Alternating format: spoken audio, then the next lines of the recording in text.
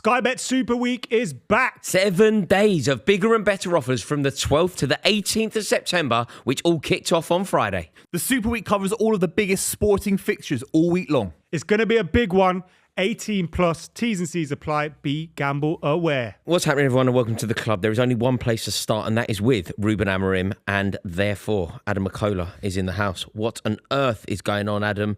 Is it over? It's starting to feel that way, isn't it? I said on the live stream yesterday, I think it feels like it's the beginning of the end or the end of the road. You know, when you have those, we've spoken about it a lot on here, so it's almost club bingo at this point. But you know, when you have those games where you go, is done. I don't see him really turning it around. And maybe that game has come at different times for other people. But I just felt the performance in a Manchester derby, whilst there were maybe like 10 minutes here and there where we looked okay, overall, over the 90 minutes, just wasn't enough. We didn't create enough chances. We didn't look defensively strong enough. I thought, and me and Buvey were discussing this during the stream, that kind of City were playing to kind of get us high up the pitch and then kind of hit us on those counters. And I think City in the second half, they've kind of done something they very rarely do under Pep. They just went long. And it worked for them every time. And I just feel that at the moment we're being far too easy to play against. And whilst I admire a manager that has his beliefs and his principles and all that, you can still have your beliefs and principles and all those things whilst changing a formation. And the players that we've got, particularly in midfield, aren't suited to this system. And we're not getting anybody else in. So it's like, you're going to have to change things, because whether it's Ugarte and Bruno, Casemiro and Bruno, Ugarte and Maino, whatever it is, they don't work in the midfield. It leaves us too open. I think if we had the midfield, maybe it'd be all right. But you look at the front three, it's so disconnected from the back three, back five, whatever you want to call it. There's a massive hole in the middle. We're too easy to play against, whether you're Manchester City or you're Fulham or whoever. I think it was Marco Silva that came out after the game and was like, yeah, I know they drew, but it's like second half, yeah, we knew what to do. We changed it up and we got the result. Burnley, I know you beat Burnley, but that wasn't ideal, was it? I just don't understand it. I really don't understand it. I don't understand how people have been so kind about the Amorim tenure. I don't understand how people insulate him from criticism. I don't understand how there was an air of optimism around Manchester United in the summer. What happened last season told us what was going to happen this season. It was the worst Manchester United season ever. It was the worst Manchester United result of my lifetime, maybe, losing a final to Tottenham. And everyone went, oh, don't worry about that. We had a good pre-season. He's going to be fine this year. Why? Based on what? It didn't make sense. Well, there were exciting players coming in. Like, all bands aside, I've done videos saying, Sesko is an outstanding signing. I said the same about Cunha. I think Mbuemo scored, 20 league goals last season? Outstanding. And they are exciting signings, whether we like it or not. It's down to the manager. And, when you say outstanding signings, just to discuss this, and Adam, obviously, you're the generation that has seen outstanding signings. Do you really think that? I think Mbuemo's looked good. He's probably been the jewel in the crown of a terrible team. I think Mbuemo and Cunha are very good signings. I think Sesko is a questionable one. It's whether he can fulfill the potential that he has. It's 20 years ago. No, Cunha and Mbuemo are very good. When you signed Rooney or Van Nistelrooy, they don't exist. They don't exist. The reason I said they're good sign, if this is 20 years ago, Sesko's not even on the bench for Manchester United when they got Van Nistelrooy, etc. There's just no one out there. No, but he's one of the most exciting young strikers in world football. You know, when you say they're excellent signings, or outstanding, I think the word you outstanding signings for Manchester United. Taking Brentford's best player. Well, Fergie used to do that back in the day. You take the best players from the Premier League. I don't think there's an issue with that. From the Premier League. But that's where the Cunha. No, but it's the equivalent of taking. We take Dwight York from Villa. Dwight York just won silverware that season, in fact. True. It's taking the best player from the teams that you can ransack that aren't nearly relegated. It's more like taking Isaac from Newcastle. It's exactly that, Buvey. I don't think Mbuemo taking Dwight York. The year they signed Dwight York just scored for Aston Villa in a League Cup final against Leeds United. I get that. So Aston Villa just won silverware. They nearly won the league the previous season. They went and took their player. Rio Ferdinand's playing in the Champions League. Rio Ferdinand's playing in the Champions League, who was already the most expensive British defender. Yeah. You're not. Then Chelsea's outstanding player was Dennis Wise. They didn't go and sign Dennis Wise. That's what they've done with. Yeah, it's a good shot. I think that's unfair on Mbuemo and Cunha, because I think those are two players that should be insulated from criticism here. And I think there are also two players that, when they've played, they've showed that there's an improvement. But the problem is, we look at the stats yesterday, the player that had most touches in Manchester City's box was Patrick Dorgu. Yeah, so that's an Amorim problem. That's an Amorim problem. Yeah. I was listening to Wayne Rooney this morning as well, talking about it, and he was like, because they had like a Legends thing going on in South Korea, I think it was. And so you had all these great players there, and obviously great Man United players, Rio Carrick, Vidic himself, and then you had all the other greats that were there, Kaka and Schweinsteiger and all these guys. And he was like, we're all sitting there going, what are they doing? What's the plan? And like, these are all top players. And I think you hear the managers coming out and saying, well, all I had to do was do this and then we got in. Mate, doing the same thing over and over again and not getting results is insanity. And that's what we're doing at the moment. And I think the manager, while I can admire someone going, I'm sticking to my guns, you're going to lose your job by sticking to your guns. And that Mourinho quote that we brought up earlier, like, it's just perfect. Like, you can die by your ideas, but that means you're stupid. Like, you have to adapt. Also, if your ideas kill you, it means they're stupid ideas. Well, it's selfish. It's selfish. Yeah, that's what Mourinho basically said. If your ideas will cost you your job, there's no valiant defeat in losing, like going down with your principles. This is where he's putting himself ahead of the biggest football club in the world. These are the facts. His system, if he deviates from his system, goes 4-4-2, goes direct, and maybe gives United a chance against the likes of Man City or other sides, then he's less marketable for his next job.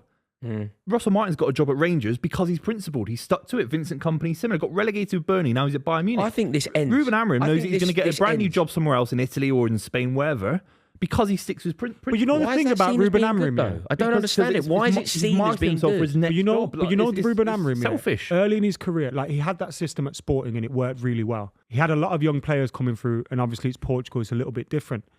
But his early formations weren't 3-4-3. So he eventually adapted from what he was doing earlier and moved. So you have to adapt again. Yeah. Like Sir Alex Ferguson, the greatest managers ever, have all adapted at some point.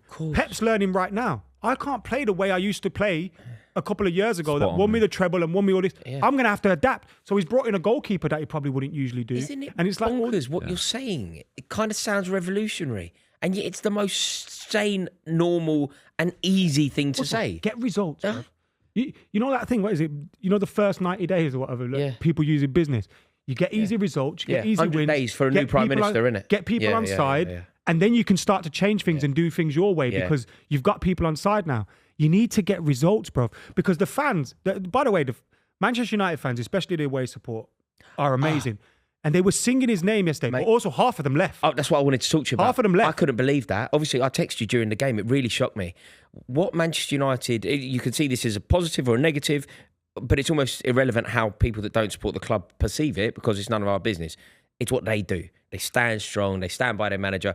Chelsea, talking about me, for example, just to prove the point about United, Chelsea are 3-0 down. Anywhere, I'm gone. I've left. I'm long gone. Like, no way would I stay, and that's applicable to most people I go to football with, right? Long gone. Manchester United fans, they don't do that, and they kind of pride themselves on not doing that. The end was empty. They'd all turned into the people that stayed behind were singing his name, and that's always going to happen. But it was 50%. But we sang Moyes' name. We sang Moyes' name Crazy. right to the end. We sang Mourinho's name right to the end. We sang Van Gaal's name. We're very loyal. You never to left manager. under any of those managers, though. It's the first time that I've really noticed especially it. at Manchester derby. I know. It's like we've had some big moments where we come back. Last year we came back from defeat. It just didn't feel like anything was in the game for us. I remember creating enough chances. Not that long ago, you went away there. Like, the rivalry was so strong and your support there was so strong. Do you remember when Man City, I don't know if they still do it, but they use, I've been in there when they do it. We played them in a night game when Ivanovic scored. They make the whole ground dark and then put a blue moon on the screen and it looks great. I remember Man United played there. It's one of the best things Man United fans have ever done. When it all went dark, 1 million red flares in the away end. It went dark for their blue moon and you turned it red. Yeah. It's an amazing, amazing fan culture spectacle. What's happened to that great club, great support? And then we talk about Manchester United's best players, right? Bruno Fernandes, Amad Diallo last season.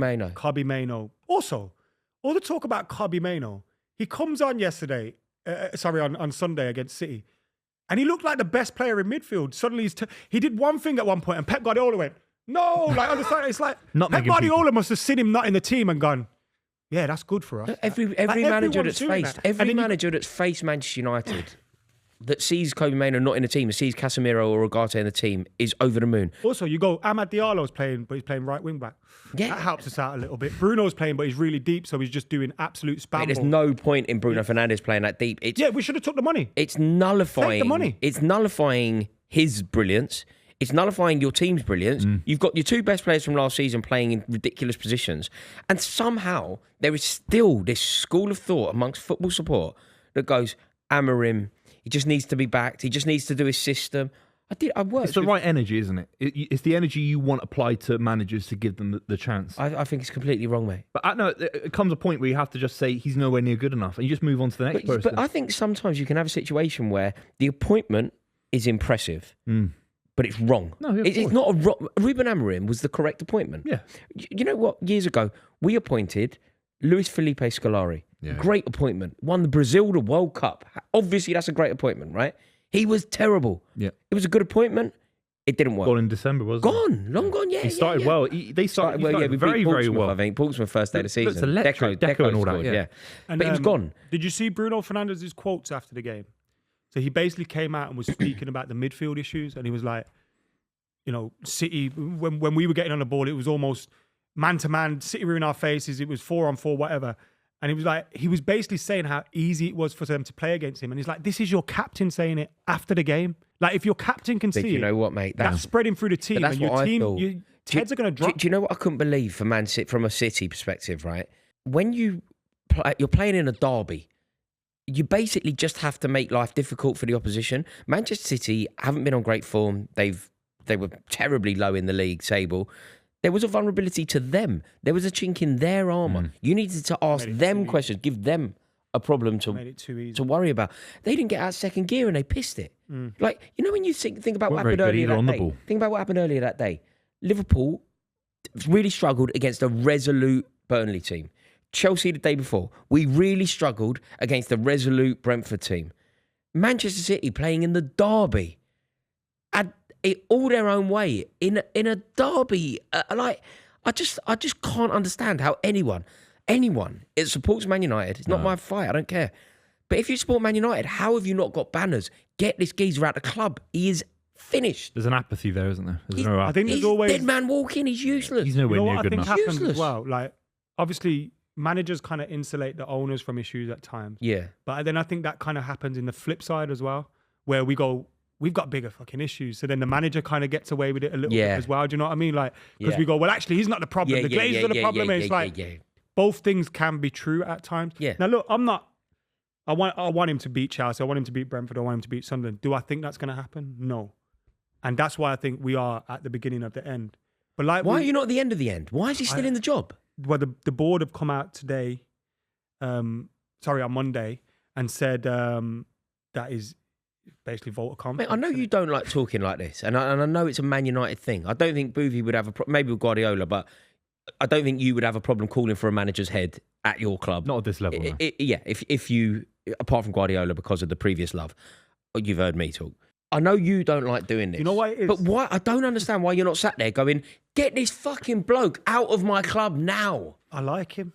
But what can you like about him? What do you like about him? There's nothing to like. You know He's what it is, useless. I think he's obviously, I said this on the All Black, I don't know whether I like him because he's so charming and he speaks really well, or, you know, I don't know what it is like. But He's a fraud. I think he's made a lot of fraud. The problem for him is all the good things he's done have been off the pitch. None of the good things have been on. What's one good thing? I think he has done. He has had to do some good things. He's been very ruthless with some of the players that we've had to get out. Getting rid of Onana was Ten good. Hag. Huh? You've got worse from Ten Hag. No, but you had to he's had to get rid of a lot of players, which he's done. He's shown a ruthless side that we haven't shown before. Now you could argue that's maybe because of Ineos's direction, so it's out of his hands, and it's them that. And they bought him other players. They bought him Cunha. They bought him. I just don't get it. Any other club, any other fan base would be going, get this bloke out. There's an athlete Man United. Every year, every day they wait, it slows them down. And this is wrong. This is wrong. It's not always going to be the same. But Man United fans remember Fergie. Man United fans remember how it looked. You're going to give a lot of managers time based on one example. This is what happens. Like, we gave Fergie time. We give managers, we give them all time. David Moyes we were singing his name right to the very end. I remember getting just battered by Liverpool 3-0. I didn't see their third goal go in because we were bouncing, singing David Moyes songs and that. It was like Van Gaal got the support. Like everyone gets the support. It makes sense. The first manager after Fergie, right? It might make sense the second manager after Fergie. This is the eighth geezer. Like, you don't back him because it worked once. But why should you? Why, like, in this scenario, like, let's say Buvey does something and I give him the time to get it right, and he's getting it wrong, and then eventually I have to change it. And then you come in and I go, well, I'm not going to give you time because I gave him time. Isn't that mental? No. By the way, he's had time. I'm not making these conclusions 6 weeks into his job. But I think a lot. I could have done, by the way, because he was crap then as well. I think the board, whole season. Crap then as well. We could have made him 6 weeks It's a into calendar year. I think the board, and I also think I'm of this opinion as well, although I think they went, last season was a write-off. He didn't want to come in mid-season, and I think they kind of went, we'll wipe the slate clean. But the facts are that happened. Last season did happen. Yeah. And the facts are he's had 31 Premier League games and we got 31 points. If that was a season, we're getting relegated. So Well, also, mate, that's sackable if you're the QPR manager in the Championship, by the way. No, of course. If a QPR manager gets 31 points, like that, in fact, it's sackable lower down than Well, that. Sheffield United sat Ruben Sellers for something. He's probably in better form than Ruben Amorim this season. I just don't get it, and I think that it's so gone, Adam, that your next fixtures. When you hear people talking, they go, "Those next fixtures are really going to define him." They got to host Chelsea, they go away to Brentford, they then got Sunderland. I honestly believe if this isn't going to happen, but you take 9 points from those 3 fixtures, I still think he needs to be sacked because he's just not good enough. Chelsea would be a depends big on the performances, doesn't it? He's just not good enough to be the I Man United. agree. You have He should another be there performance before like Chelsea. Burnley Man against United are one of the Sunderland. biggest clubs in the world, and they've got a manager that wouldn't. Like, I'm not even joking. Ultimately, when Bournemouth get rid of Iraola, they won't interview this bloke. He's not good enough to be the Bournemouth manager. Bournemouth have a better manager than Man United. Fulham have a better manager than Man United. Crystal Palace have a better manager than Man problem is United. as well. It's mental. He's very young.